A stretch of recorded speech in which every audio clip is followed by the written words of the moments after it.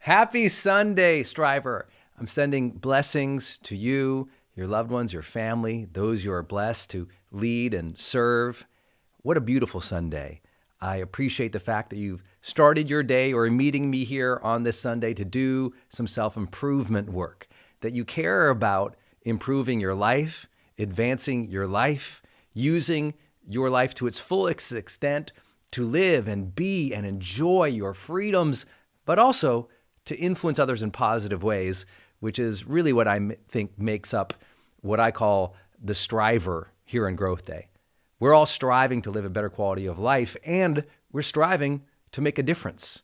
We're not selfish in our self-improvement. We understand that by enacting personal change, we're able to then have greater influence that hopefully through our role modeling and hard work and leadership, we're able to enact social change. So I appreciate that you are here. That's why I call you strivers. I think we're striving for a better life, for an extraordinary life, and to make an extraordinary difference. You know, we're taking on the topic of advanced human behavior change so much here in Growth Day. And as you can tell, in Growth Day, we don't approach this like people do on YouTube or people do on podcasts. We go pretty deep. We take on the hard stuff. Our keynoters, from Ed Mylett to Trent Shelton to Lori to Natalie, oh my gosh, we spend so much time in our conversations with our great teachers and leaders here, whether that's Lisa Bilyeu or that's Koya Webb, or that's some of our classics, Gloria Tonmo or Jenna Kutcher. We are always kind of pushing to go a little deeper. And today I want to do that on the topic of identity. So many people struggle with even understanding what identity is. So when you talk about human behavior change or changing ourselves, what is the self? This turns out to be a hugely popular topic here in Growth Day because if you've taken Anthony Truck's Identity Shift Challenge, you know the power of this. If you're new to Growth Day and you don't know what that is, under the challenge section of Growth Day, you just smash the navigation that literally says challenge. You can take multiple challenges from Mel Robbins' High Five Challenge to my Transformation Week Challenge to Anthony Truck's Identity Shift Challenge. These are powerful challenges, and people loved Anthony so much, so did I. I went through it I think 3 times now. I just love watching him teach. He's one of my favorite teachers here in Growth Day. And I thought I'd add some of my thoughts of how do we perceive ourselves? What are the elements to it?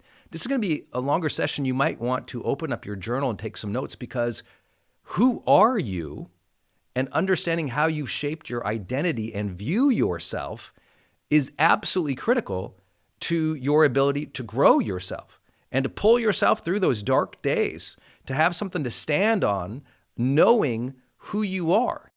So here are what I would call the 7 foundational pillars of identity. The first one is our sense of our own worth. And our worth, if you've seen me teach on this before, is really broken down into 3 areas. There's our sense of our innate worth. That is just, hey, we're born special. We are born innately different than others, and we have innately value as human beings. We have innate rights. We have innate value in how others should perceive us and what we should be able to do and how we should live our lives. If you're a person of faith or religion, you believe you have innate value as a child of God, as an example. Our second level of worth is our sense of earned worth. This means I have self-worth because I've done things that I believe have earned my level of worth and self-respect. I believe I'm worthy because I've done things before. I have a track record of it. I have some confidence in my ability to actually do things, what psychologists would call self-efficacy. The third layer of worth is called shared worth. I believe I have worth because in a shared social environment, I feel there's meaning and value there. So I have self-worth because, you know what? I'm not lonely. I'm with others doing important things. And a lot of people who have all the reasons to feel self-worth, that innate sense of beauty and self-love, care for one another, compassion for ourselves, that innate level, they've earned a lot of worth. They've done a lot of amazing things, But because they feel lonely, they don't feel self-worth. And that tells you that self-worth is not really just about self. It is a sense of worth. There is social worth there as well. But collectively, innate worth plus earned wealth plus shared worth gives us a sense of self-worth. Okay, that's the first pillar. How do we deem ourselves worthy? And my friend and our fellow Growth Day teacher, Jamie Kern-Lima, just released a book on this topic if you have not yet read it. The second major pillar of identity is our perception of our personality. Our personality being our perceived collection of our thoughts, feelings, and behaviors that endure over time. It's who we think we are. What do we like as a personality type? And we perceive our personality in such a way that so many of us want to take personality tests to try to understand ourselves better. We take, perceptions of we're a type of person who's, this type of Enneagram or this type of, star, or I'm a Pisces, or there's some level in which we say, I'm a person like this. Of course, psychologists measure personality in a more specific way. They call it the Big Five trait theory, where they look at your level of openness, conscientiousness, extroversion, your agreeableness, and your level of neuroticism. And of course, all of those have levels, right? Not everyone is completely open or completely closed, as an example. They're more of a spectrum. If you've seen my training on advanced human behavior change in Growth Day in a recent class, I really covered how that personality can shift over a period of time. And that's one of the most promising and exciting things about life, is that we can shift our own personality, our sense of who we are and how we deem ourselves worthy. So first pillar is worth, second pillar is personality, third pillar is social belonging. Identity is cultural, right? Some people, their identity is social in a respect of, they see themselves as belonging to a nation. I'm an American, or I'm an Italian, or, I'm from this country or that country, or from this tribe, or from this historical group, where I just feel like I'm part of something. I'm part of a bloodline. I'm part of a nation state. I'm part of a group of people who believe X. And so a sense of social belonging is big to a lot of people's identity. In fact, it's probably one of the major drivers for a lot of people, that they just believe that their social belonging to a family, to a community, to a city, to a state, to a nation, it's so powerful in their sense of who they are that it's difficult to break that. And yet, realizing that you are free from any social artifice of life as an individual, that you have individual freedoms, that you have individual mind, individual spirit, and tapping back into that individuality and the magic of that is a big part of personal development. Because many of us were culturally poisoned into believing certain roles that we were supposed to play in that family. We were supposed to play certain roles in that city, in that town, in that high school. We were supposed to play certain roles in that first job. We were supposed to play certain roles in the government. And sometimes those roles ended up not being healthy or even true. And so we have to often break our sense of social belonging, but also we have to add to it. Sometimes it's about getting around a new group of people who are strivers, who are achievers, who are drivers, who want to make a difference, who are positive, optimistic, caring, compassionate. Having an awesome and incredible peer group can lift you to heights well beyond your personal capabilities. And your identity as part of a high achieving group can also be something that lifts you out of your own funk. This is why, of course, many of you know I started Ultra. Ultra was a group I started at a higher level here in Growth Day. I said, I want a higher level of group to participate with. I want to be part of an ultra successful group of people. And if that's your jam, make sure you go to growthday.com/ultra. That's just growthday.com/ultra to learn all about that program. It used to be $30,000 to give you an idea, and now it's, half of that. And so, though, I say that with saying, hey, you don't have to belong to anything. It helps if it's an encouraging and positive peer group, But also make sure that you realize how your identity, how you perceive yourself is or was driven by your family or old social groups that you were in.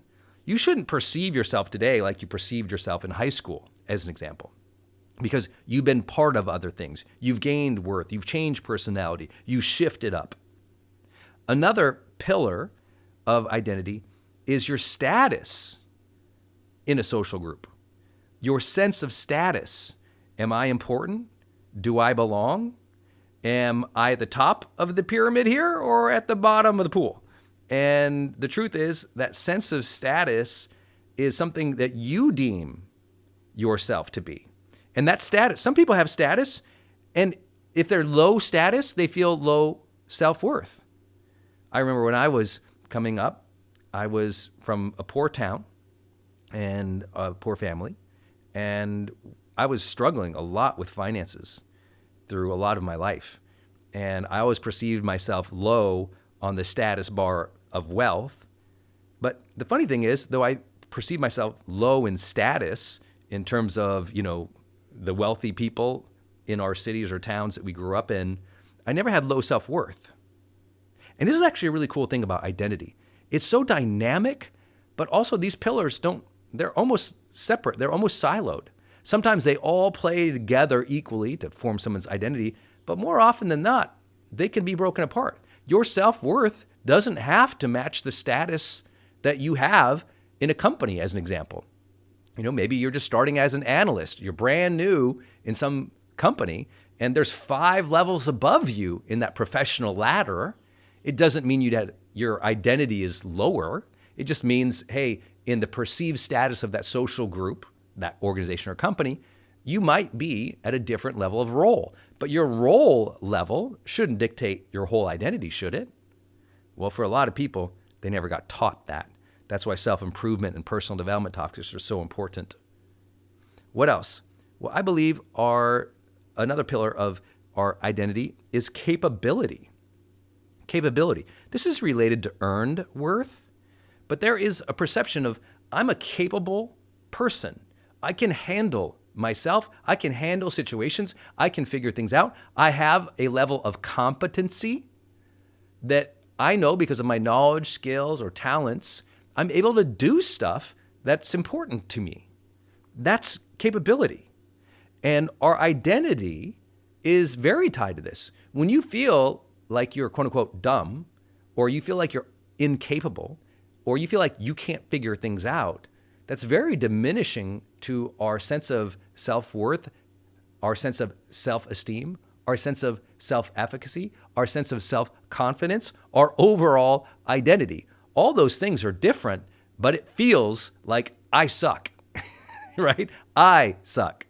And I always tell people, be careful that you say that you, as in I, are bad in any way. When you say I am, and you follow that statement with a negative statement, I am not worthy, I am stupid, I am ugly, I am not blah, blah, blah, be careful about that. The late great and great mentor to me and friend was Wayne Dyer. And he taught on this often about how important it is to have affirmations after you say the phrase, I am. And specifically related to capability as well. I am capable of figuring things out. I am strong. I am someone who adds value. I am somebody who gets things done, figures it out, adds value, contributes. All of these statements are important, and your level of capability, even on a given day, can shape your sense of who you are. When you fail at something on any given day, that can feel like your whole identity, right? And this is where a lot of personal development work is also needed, because failure, an event, should never be perceived as a person. When you fail, that is something that is not reflective of your overall identity. It's often reflective of your day, that moment, your capability, and that circumstance. And so when you realize, failure was an event, a one-time event in that moment, it's not who you are, then you are free from those concerns and worries about whether you are, quote unquote, enough. Next up, I really believe that our identity is tied to what I call a past power narrative. I'm sorry, this might sound a little bit advanced or like a word salad, so stick with me here. Your past power narrative.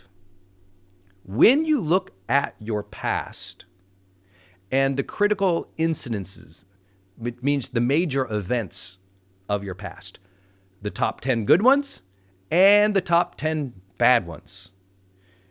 What is your narrative, your story arc, through those incidences or events?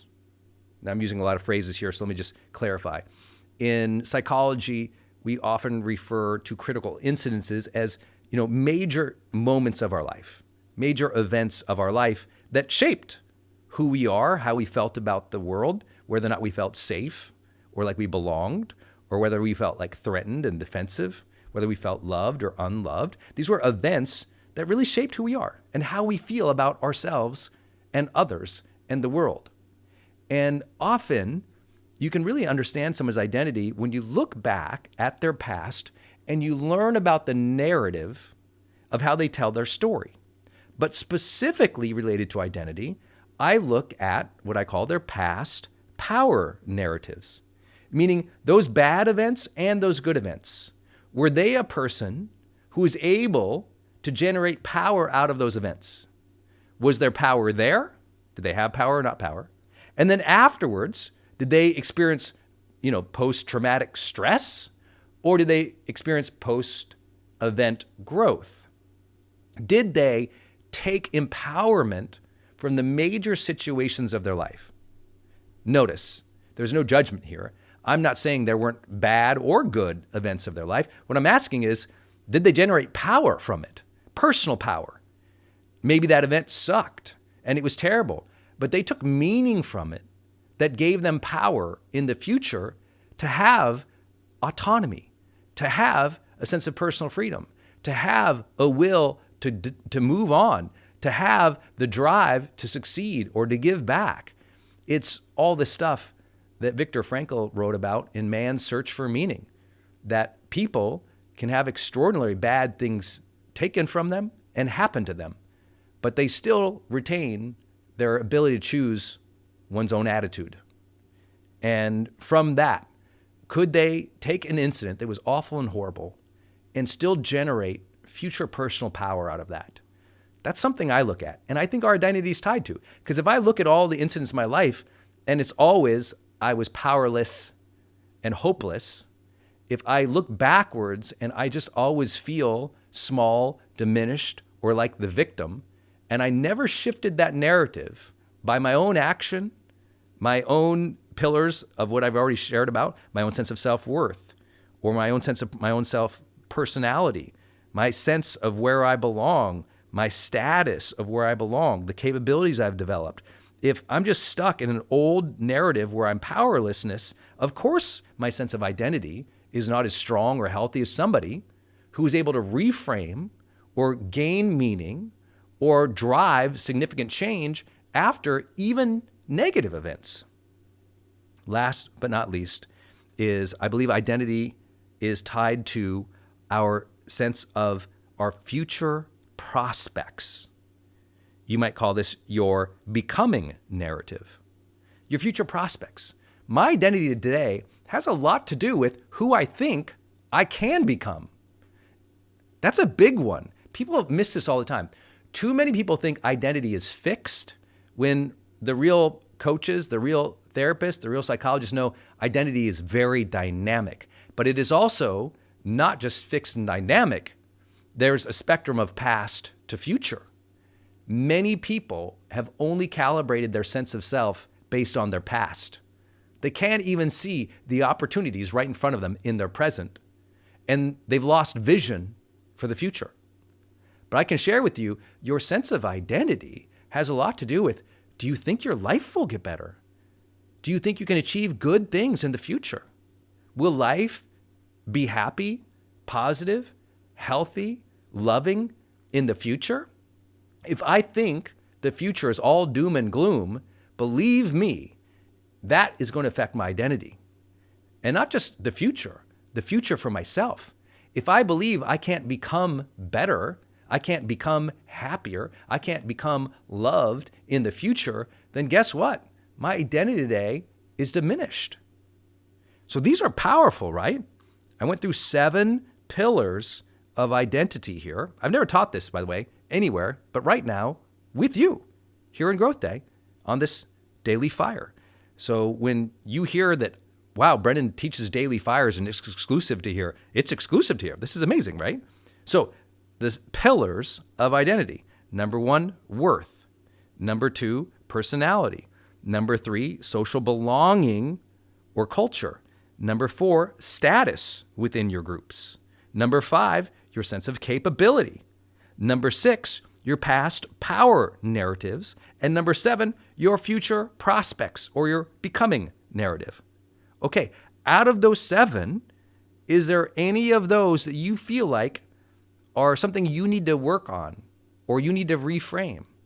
Are there any other areas there that, if you think about it, has drug you down or made you feel not good?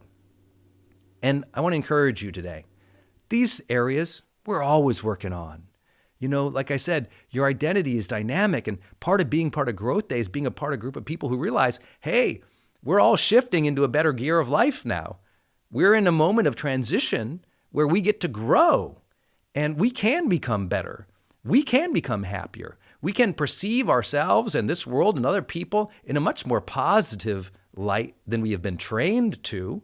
We can gain that optimism about who we are, but also that capability to shape who we are. I know we can do that because I know you're stronger than you think, no matter what your identity is, because I've seen people make extraordinary transformations when no one would anticipate that they were capable of that. It's incredible who you can become. Never forget that, because you can shape your thoughts and your feelings and your actions each day. You can get around amazing people. You can learn new things, because every day is a great day to grow.